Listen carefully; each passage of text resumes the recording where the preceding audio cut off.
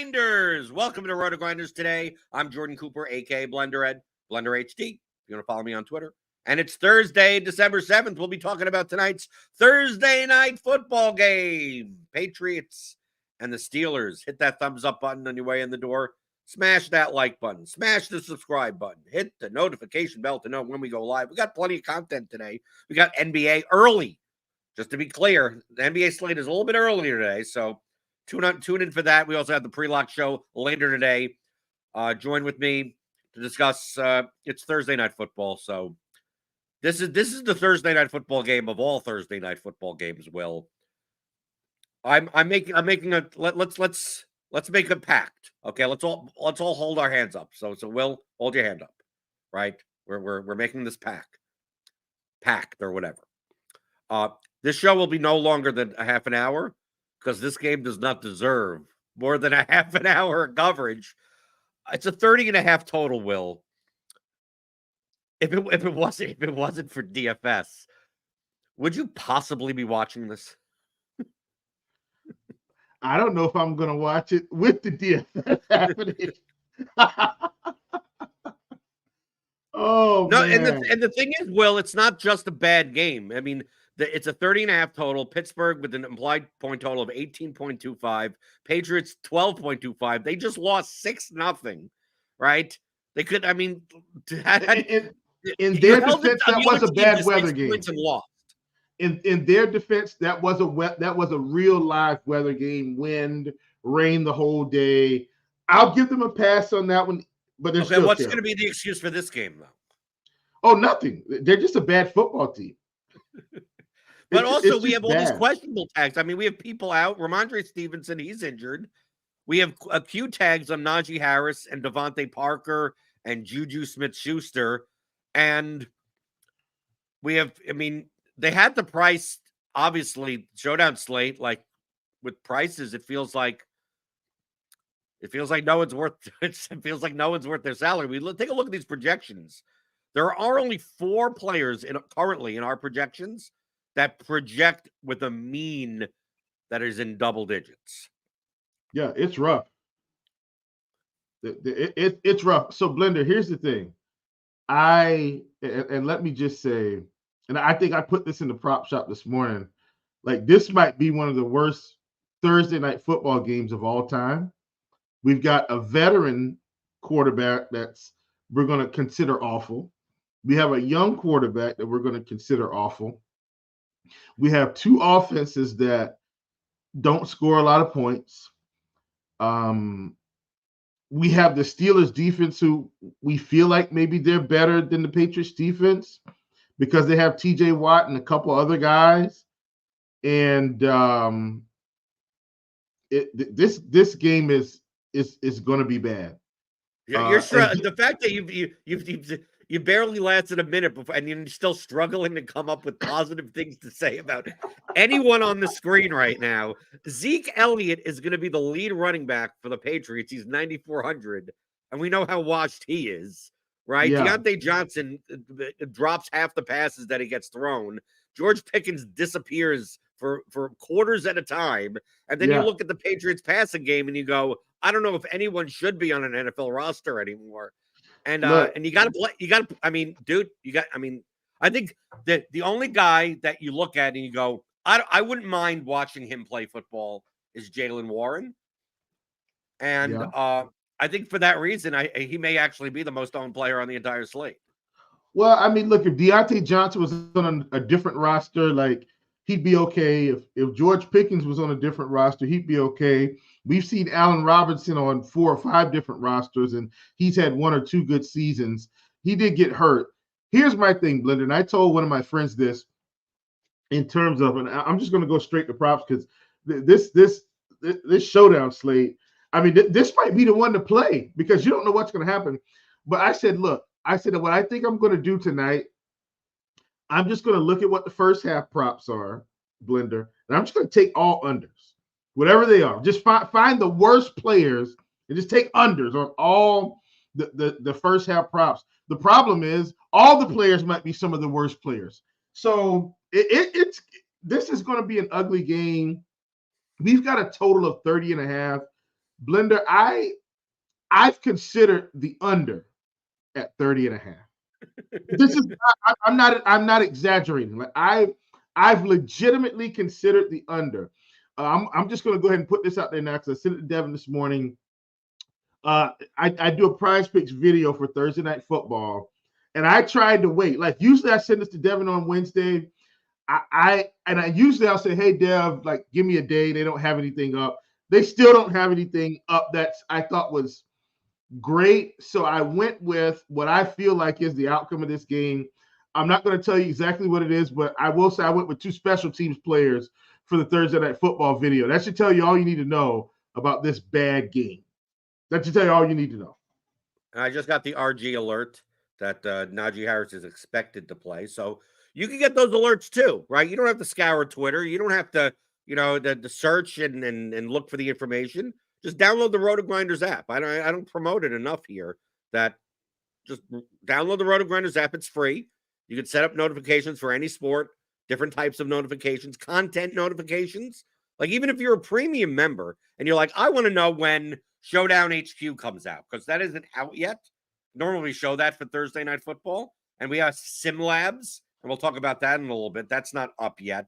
So if you want to know about those things, ownership projections being up, you could do that in the RotoGrinders app, and you could customize your notifications. So download that in whatever app store and whatever platform you're on, and you could do that. I mean, you could also set Twitter notifications for the RotoGrinders account, but the app suffices in and of itself.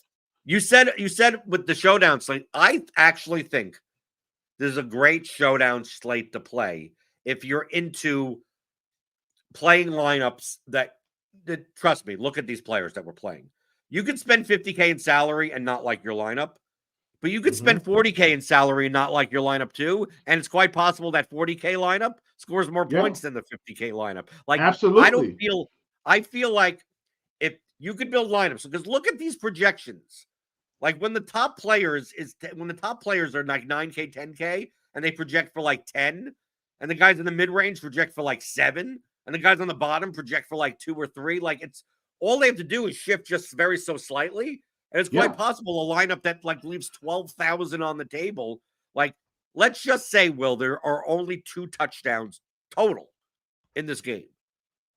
If you have the 2 guys that have a touchdown, I'm banking on it only being 1 touchdown total or less in this game.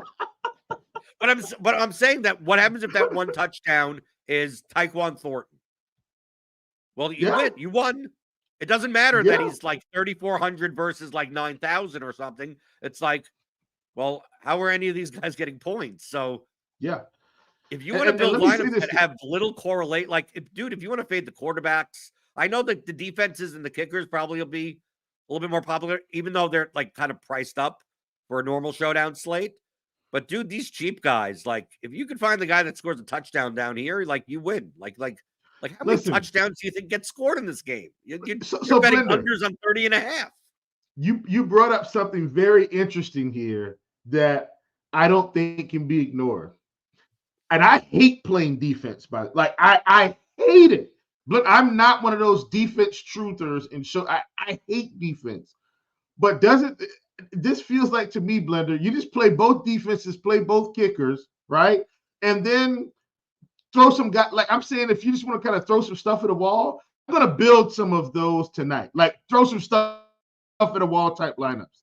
Like put the Steelers defense in the captain, run the Patriots defense, run Boswell, run the other kicker, maybe run Jalen Warren and something else and just leave 20K on the table, something stupid. And like we're sitting here talking about this and we didn't think we would be able to get any nuggets out of this just atrocious game. But I'm going to do some of those bad lineups. Like and they're not bad, but this is the slate where they're not bad lineups. They usually correct. Bad lineups. Correct. These may actually be plus EV lineups. Once Sim Labs comes up, and by the way, we don't have it up. We don't have the information in yet. You could use Sim Labs today. We simulate the contest. We use play-by-play sims, and we show lineups depending on your weightings that should be competitive and profitable in whatever field contest that you're in. Today's the last day to use it for nothing. Okay, we've been leaving this up for about a month for you guys to try it out. Because we do it for main slates. We're coming with FanDuel. NFL is coming, NBA is coming. So like all other sports are coming also. So if you want to try it out for Showdown tonight, go to rotogrinders.com/simlabs. Once, Jamino has populated all the information in there. And then after today, it's going to be, you got to be a premium member, right? You got to click on that link in the description, get $10 off your first month. It's not an extra charge or anything. It's part of your premium membership, just like anything else.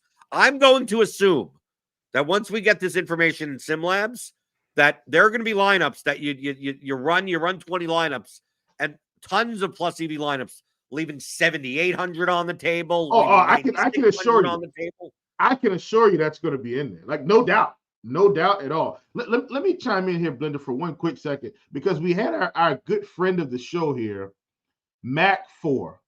And listen, Mac, I'm going to agree with you, man. Here's what he said. What's up? That's his first one. Then Mac4 says, let's cut Will short and talk NHL. Mac, I'm not taking any offense to that statement.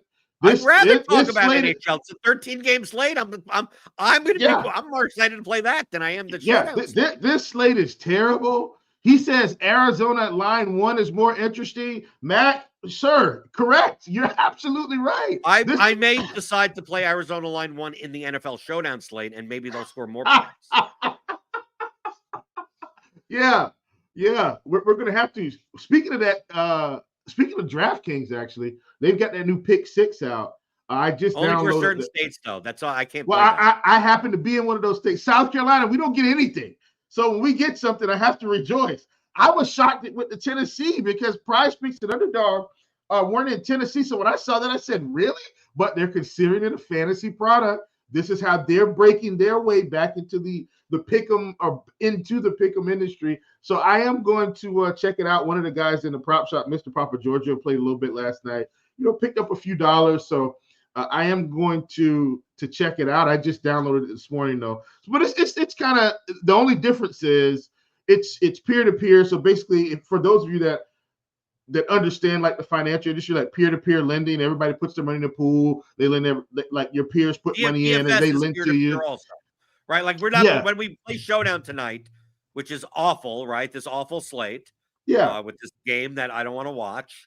Like all we're doing is like we're putting in $20 or whatever, and then DraftKings takes out their 12 to 15% and then distributes the rest. Like we're not competing against DraftKings, we're not competing against FanDuel.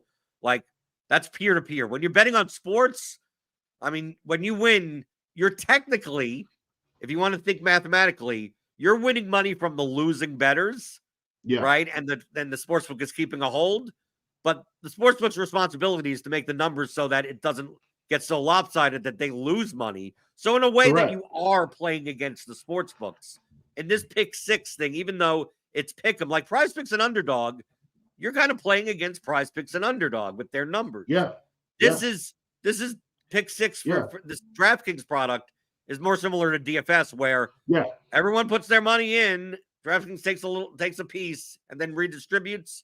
So from what I looked, and I find it weird that we're avoiding everything else other than talking about the Showdown slate. Of course. Which is fine. That's the purpose of this show, by the way. It's everything you're thinking about, and that's the tagline.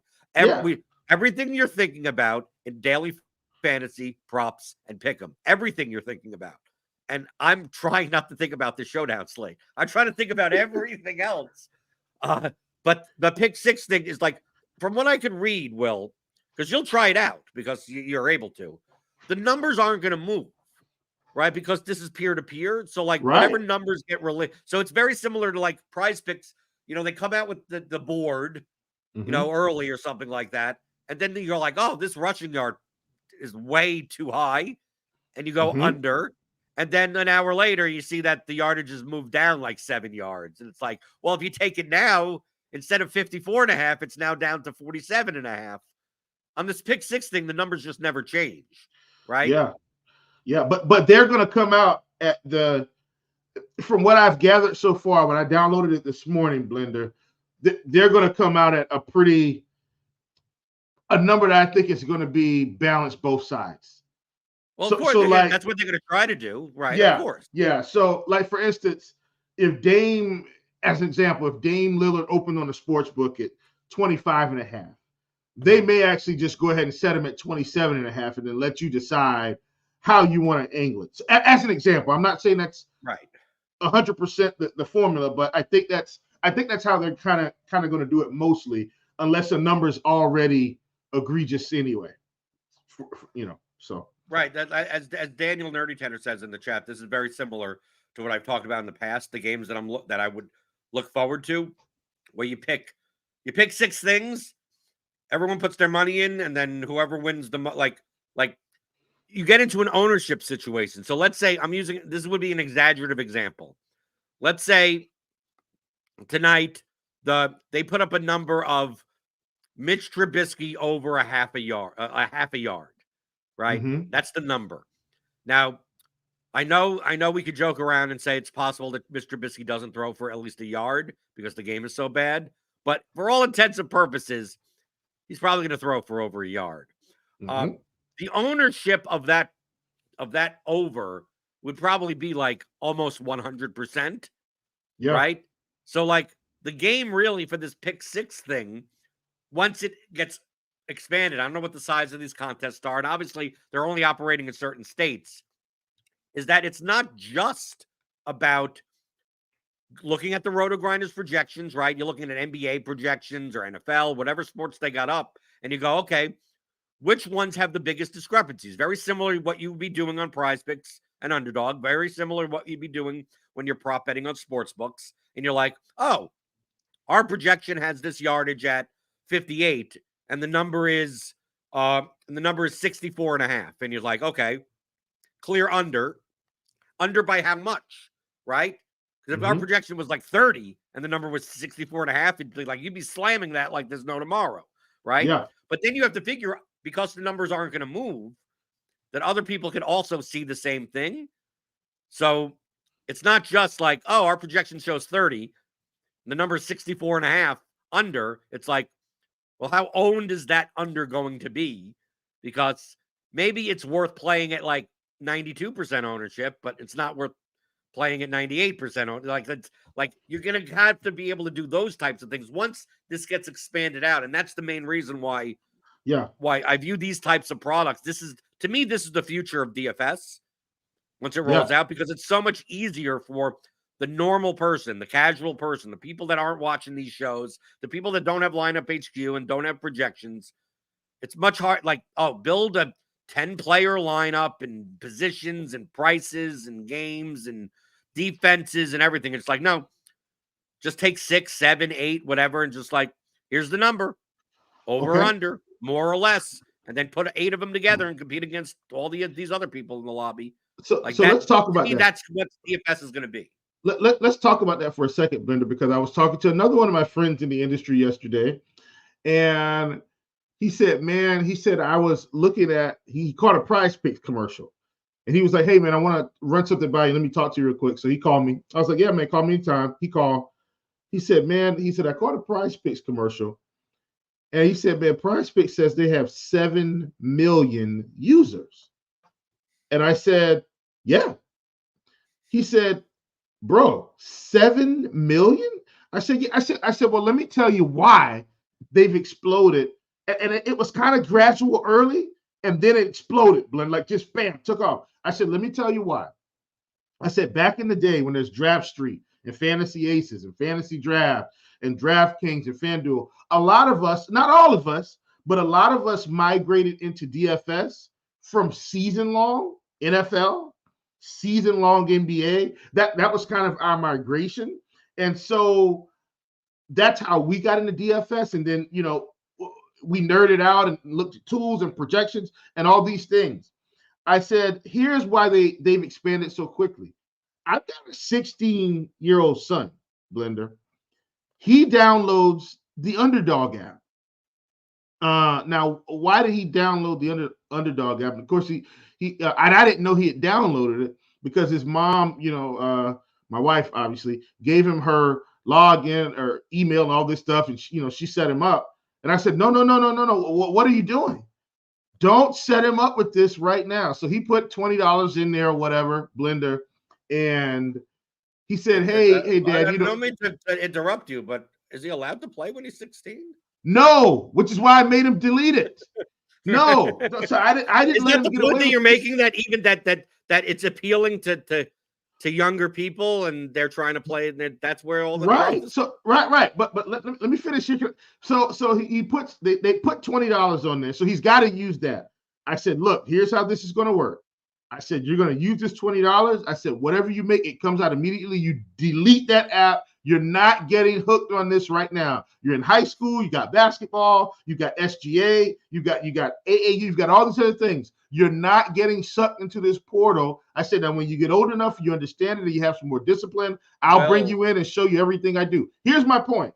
No, I just interrupt. I would love, this would be the perfect time. If Steve was the producer, he would have already had on the screen the old commercial of the kid in the bedroom of when he finds the drugs. He's like, where did you learn? Where did you learn to do this?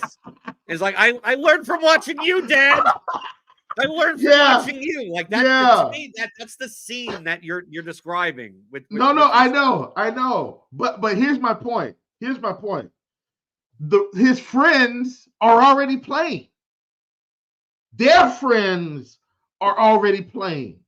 Blender. It's so easy for them to get in and think they know sports, right? And it's fun, and they don't have to, in a sense, Blender. Now, once they get older and they realize there's some other things you can do to be successful, they just get in and have fun. Say, oh, I think LeBron's going to do this. I think this person's going to do this. Over, under, whatever. Oh, you think he's going to have 5 strikeouts? Great. I think he's going to have 5 strikeouts. And it's easy for them. It's kind of how the world is for them. Everything's on their phone. Everything's on their computer. Everything's easy. And so what he did, he said, okay. So he said, hey, Dad, like how? So what should I do? I said, well, I tell you what. You pick the things that you like, and then you come sit down. And I said, I'll show you how I make decisions. I said, now, this isn't going to be some in-depth thing. We're not getting into this every day. I said, I'll show you how I make decisions, because he knows I do pods and write articles and stuff like that. So he comes in, he says, this is what I have. I said, those are all bad. He said, huh? I said, those are all bad. He says, what? He said, so the first one, Blender, was LeBron more than 23.5 points. They're in the playoffs playing the Denver Nuggets at the time. So I said, I'm going to. I just want to do this because we made a pact that it's going to be less than a half an hour. Which I just want to give the illusion that, because we have it on the screen, like the showdown slate's over. Like I'm just getting rid of that. Like it's just going to be me and you in the head. It's an awful slate. Leave a lot of money on the table. Go to SimLabs, rotogrinders.com/SimLabs. There you go. I just want to be able, for the people that come later and they see the title of the video, to know it's like there was your coverage. We have a pre-lock show later today. They'll talk about all the people that you probably don't want to play, because just leave your lineup empty and move on with your life. I think that's play the NHL slate. Yeah, right? That's exactly. Okay, so continue. So you basically told your son he's horrible at pick'em. You basically said you're 16. That's exactly what I told him. You don't know nothing. Yeah, I was like, no. I said all of these are bad. He's like, what? No, why? I said, let me show you something. I said, now let me show you what goes into the secret sauce. So I pulled up my projections. I pulled up chalked.org, which is a site I use. One of our members created it. I pulled up team ranking. I pulled up things so he could see, son, I'm not in here haphazardly making money. Like, this isn't an accident that I'm able to buy you these Jason Tatum basketball shoes that you want. Like, there's a method to the madness. Then I pulled up our projections. And I said, now, after all of that, I said, look at this projection. I said, we don't even have them projected for more than 23.5 points in the playoffs. I think we had them around 21 or something like that day.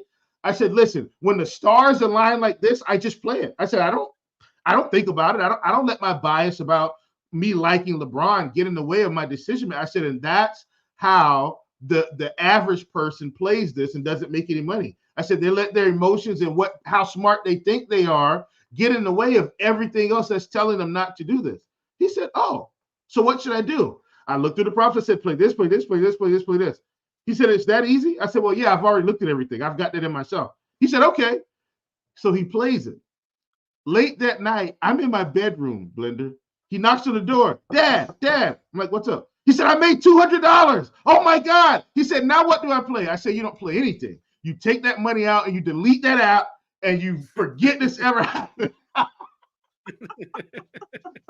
But it was still a cool moment. He sent it to his mom's PayPal. She gave him the money. But he does play season-long football. There's someone in that I guarantee your son has some dummy account that's in the prop shop. He doesn't. One of those people and one of those users, one of those RotoGrinders users. I guarantee that's what, dude. Because I'm thinking as a 16-year-old, and I'm that type of person that, like, if my parents said I just won $180 or $200 on Underdog, like, dude, I have a second account or something that I've set up, and maybe I didn't look through the terms and conditions, and by the time I run it up to $5,000, I'm never going to actually get that money.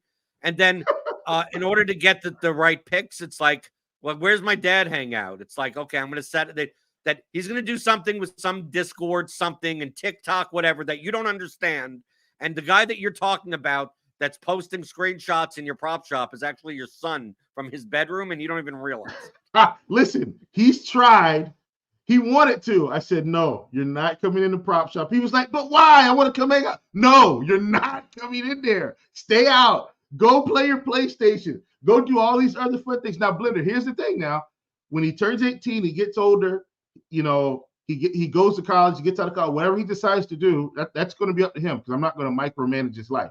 But when he gets to the point where I think he can handle it, if he wants to hang out with me, I'll say, look, man, I'll take you through everything I know. And if you don't deviate from this, trust me, you're going to be fine. Because he said the other day, he said, I want to go to college to be a professional gambler. I said, no, he was kidding. He was kidding. I said, no, you don't. Get out of here. Get out of here. You don't want to do that.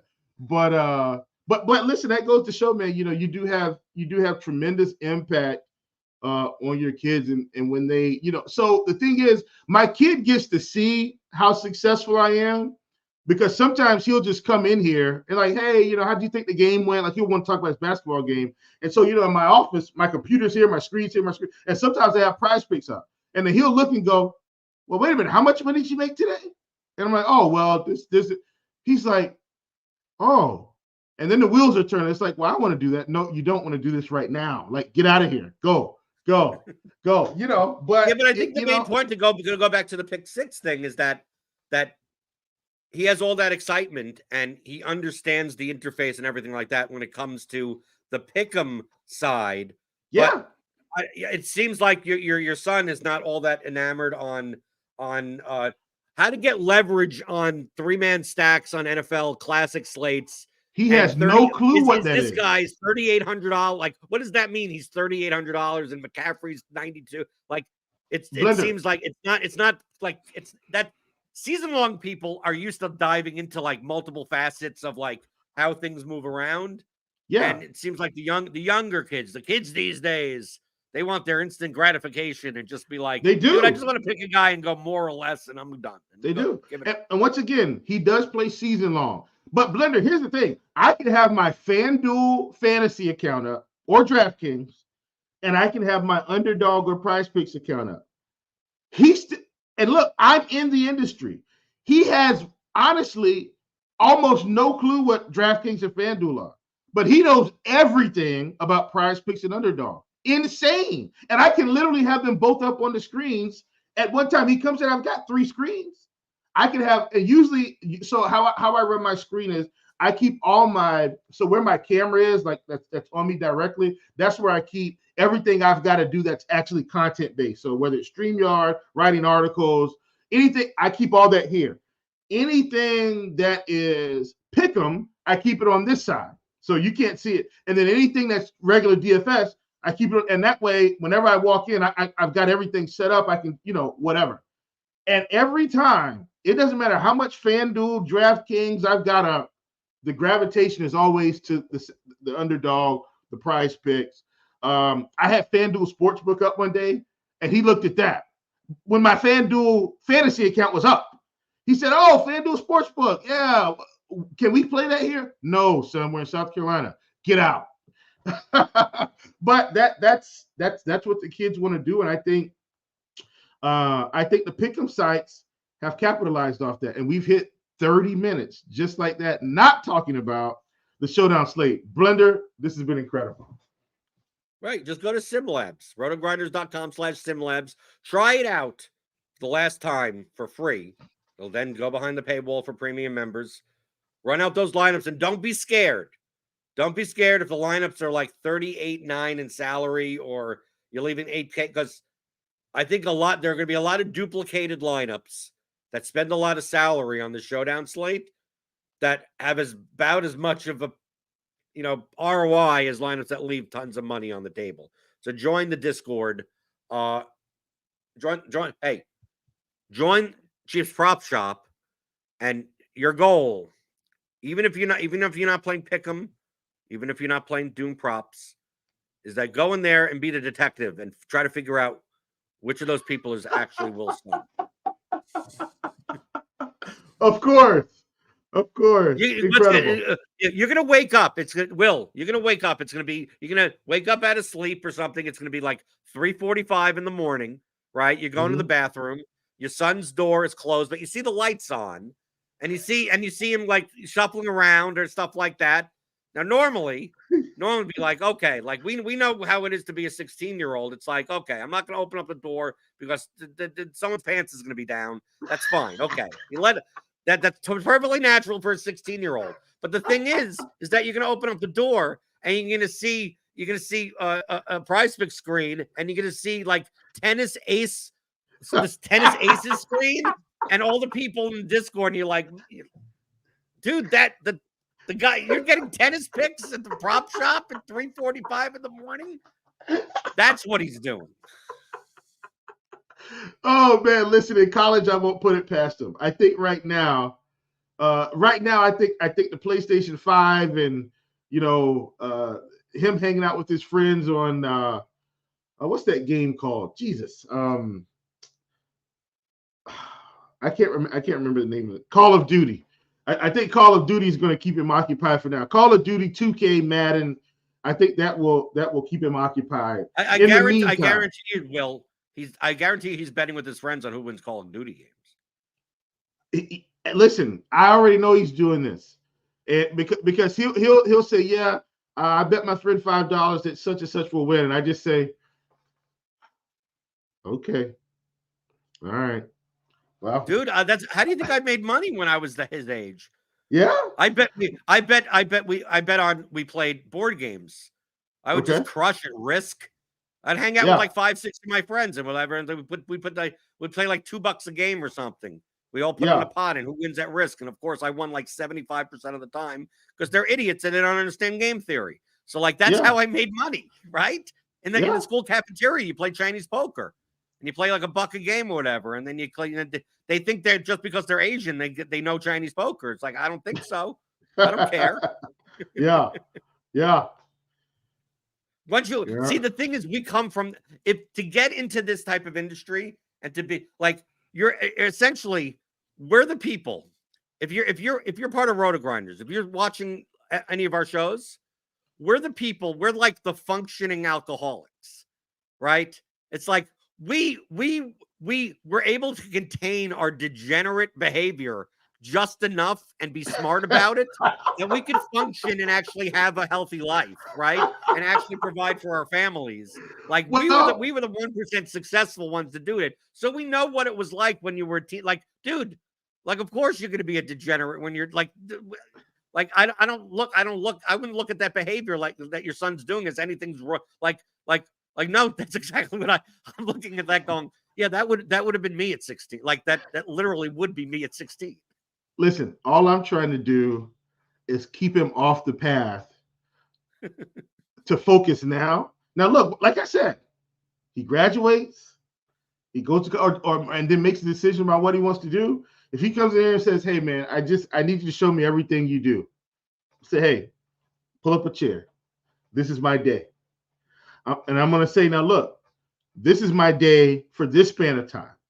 I'm going to say now, come April and May, when baseball starts, I have a different flow to my day. 11, 12 o'clock at night. You want to know what I'm doing? You better be up. You might want to be up at 1 o'clock. And the thing is, then he'll realize, because sometimes I think he's gone to sleep and woken up. It's like 1 o'clock in the morning. I'm at my computer working because his room is right next to my office. So if the door is open, he can look at it and say, oh, hey, Dad, what's up?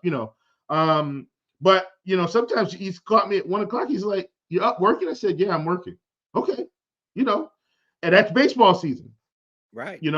And then I'll get a different flow for NFL and NBA and then KBO will be back. And KBO, they typically started putting that stuff out a little bit earlier, but even still, like that's the flow of my day. So my sleeping pattern is a lot different from April to, let's call it September maybe, than it is now when there's no early baseball. But even still now for NBA Blender, like early bird still gets the worm in NBA if you want to take it.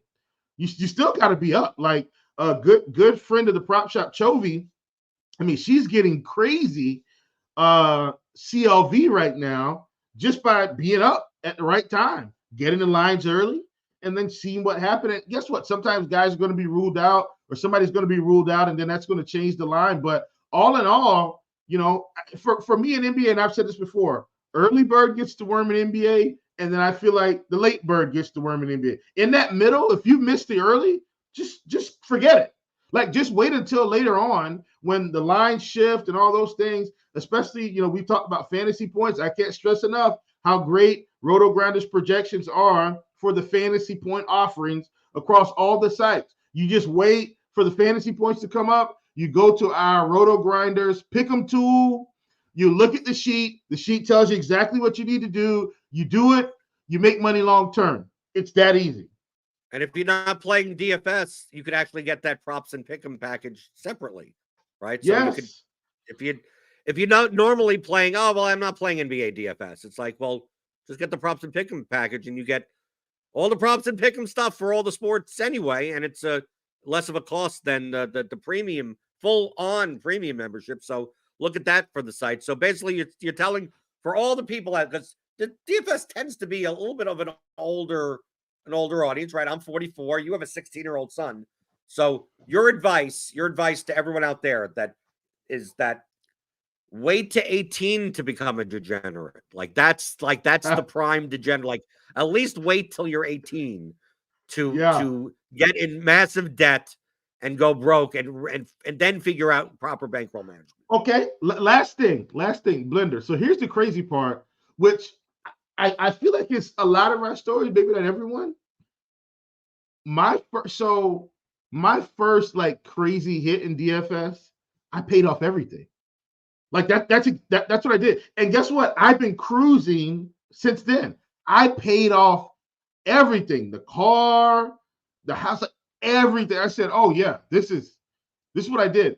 And then Blender. So what happened? I paid off everything, and I sat back. I said, oh snap, I got to pay taxes. So then I made another. I think I had another big hit that year for like 160-ish, somewhere in the 160,000 range, and I just kind of held all of that back, and that's how I paid my taxes off. But I was so excited to like get rid of all the debt and like just play DFS like full time.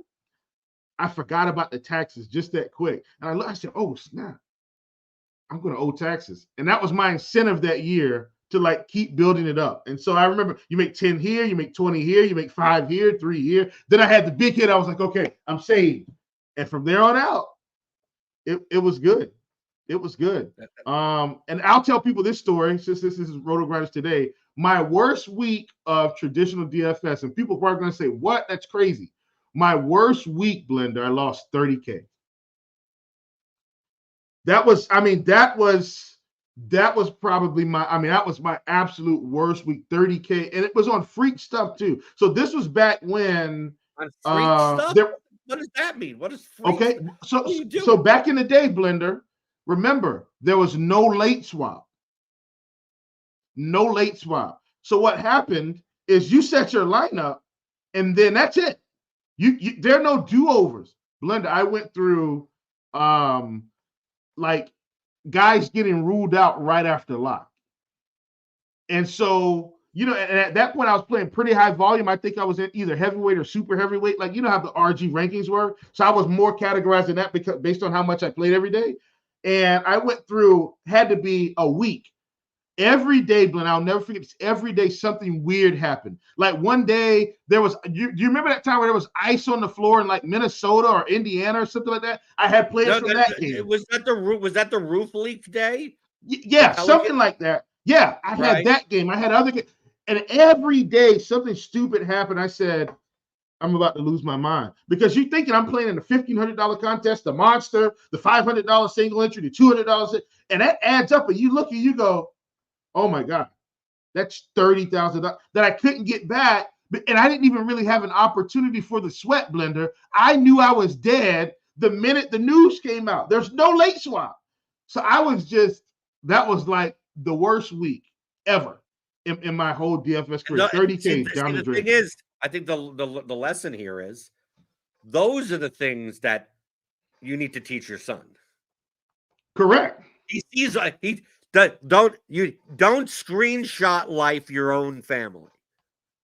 Well, but I don't. He can go through my history and see like I'm not gonna win. Yeah, but I'm just saying that when you're doing a lot of like it's very similar. Like my wife knows the swings of DFS, but she can't emotionally handle it. I can emotionally handle it. So she's told me that tell me when you win a lot, and that's it. And she knows that like if I win 50K, that it's quite possible that over the past year, maybe that's really only 15K because I've lost 35,000 to make that money. Yeah. But she only wants to hear about the highs, but she at least intellectually knows about the lows. But she says it's like, I want screenshot life. I want, like just tell me when you win big. And then she'll just assume otherwise that it's just like it's going like this, which is how it normally is. Like you win some, you lose some. You lost 800, you win 1,200, you're down 300, you win 100, you go, like this. And then there may be like, oh, I got to sweat for 100K. That comes around every once in a while. It's like she wants to be around for that stuff. But if you actually wanted to like play and do this also, it's very important to not be about the screenshot life because most of it is losing. Yeah. And look, and my wife, so Blender, I think my wife is similar. And I just got married, by the way. I think everybody knows. I've been married a month and 3 days officially. But you've been with her for a while. She knows what I do. She knows what's going on. Like I tell her. Right. It's not like you tied the knot and next thing you know, it's like, oh, I want to let you know I'm a degenerate. Right. Yeah, nothing's off limits. She can come in anytime, look at my spreadsheets, look at my account. But she doesn't want to. But here's the thing, Blender. She doesn't want to know anything. All she wants to know is, are the bills paid? Bills are paid? Great. Hey, we're good. That's all I need to know. Whatever else you got, it's not like she doesn't. It's not like she doesn't know, but she doesn't want to come in here and get involved. And if she says, hey, and she works too, by the way. Like she's got a great job. She works for she works in education. So like. We're good. Like she carries the insurance because that's the most optimal thing. What I'm saying? Like we work together. But she also knows that at any point in time, I could make her yearly salary in a day. Like she understands that. Like, okay. Yeah, my wife always says that type. It's like, my wife's a crisis counselor. She does suicide prevention. And she's like, oh, okay. I can make like 20 grand in a day. And like, she's like, yeah, this is the priorities of society now, where the guy in the pajamas that yells on YouTube and bets on if cocky players are going to shoot on the goal, that they get compensated way more than the people that are doing social services for their community. Yeah, and that's so okay. So this is this is a good show, Blender. Ironic, I didn't think this show would like go this direction. So my wife. Now that this is what happens when you get this so bad of a showdown slate that we avoid like we have a real conversation. So, and by the way, I just want to highlight some chat. Daniel Hudgens says, when I tell my wife and kid I'm about to play, I often say, "Time to light money on fire," and they get it. And Gierso saying at 12, the Pick Six Theory show, like literally Pick Six came out like yesterday. Yeah, and it's only available in 6 states. So like. We'll try it out and give some feedback or stuff, but I'm not gonna me personally, I can't play it, and I'll have to see how everything kind of shakes out. So Probably don't get a Pick Six Theory show like immediately. If you see any Pick Six Theory shows that come out like tomorrow, like how good can they be? The game has only been out for 2 days. Like you can't be that much of an expert in it in 2 days. Yeah. So I am gonna play a little bit. But you know me, Blair. I'm not going like crazy right now because Prize Picks and Underdog still have a fair amount of my Is your son gonna play it? Your son's gonna download. They're gonna say, "Dad didn't say I can't download this app," and he doesn't have a clue about this one. It just came out yesterday, so he won't find out. You're a parent. You don't get it. They do. They know. Trust me. I was 16. He knows, Will. He knows. Yeah. So he won't tell you, but he knows. Sidebar with, but seriously, I think this has been a great show. So this will be the first year that my wife and we have the option to file taxes jointly. So you can do married filing single, married joint, like so. Not financial advice. I just wanted to. Yeah. This isn't financial. This is a story talking about the situation. This is not me telling you what to do. So she says, well, I think she asked me this like early this year because she knew it was coming down the pipeline. She said, well, what do you think we're going to do for the taxes? I said, I think you're probably just going to keep filing the way you've been filing. And she said, why? I said, let me tell you why. I said, I have to pay taxes every year. I said, now, and she knows how much because I told her. So last year I had to pay about 20,000 ish. And I said, I had to pay 20,000. She said, huh? I said, yeah, every 20,000. The year before that, it was like another 20,000. The year before that, like listen, Blinn, I went on a stupid run. It was ridiculous. I had to pay like 84,000. So I told her, I'm like, I have to. She said, okay, I get it. I said, yeah, keep it the way it is. Let me send this to the CPA. Yeah, I'll be married first. I said, but trust me, my CPA knows what's going on, how you do it.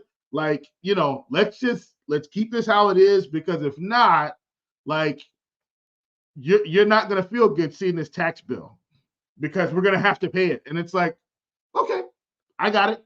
Enough said.